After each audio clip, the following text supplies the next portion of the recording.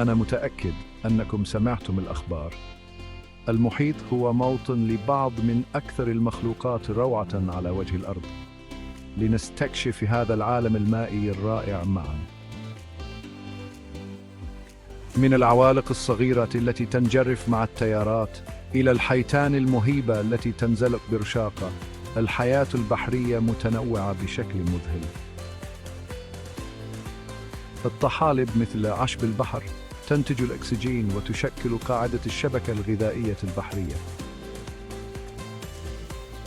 اللافقاريات مثل نجم البحر وقنديل البحر تضيف لمسة من اللون إلى العالم تحت الماء، في حين أن أكثر من 33 نوع من الأسماك مثل فرس البحر وأسماك القرش تبهرنا بتنوعها.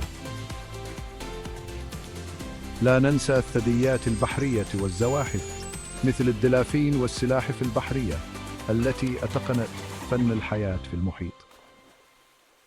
حتى الطيور البحرية تلعب دورا حيويا في هذا النظام البيئي المعقد. الشعاب المرجانية ومخلوقات أعماق البحار والعلاقات التكافلية تظهر عجائب الحياة البحرية. كل نظام بيئي بحري من الشعاب المرجانية إلى المحيط المفتوح يدعم صحة كوكبنا. لذلك في المرة القادمة التي تنظر فيها إلى البحر تذكر الحياة النابضة بالحياة تحت الأمواج. ابق فضولياً واستمر في الاستكشاف.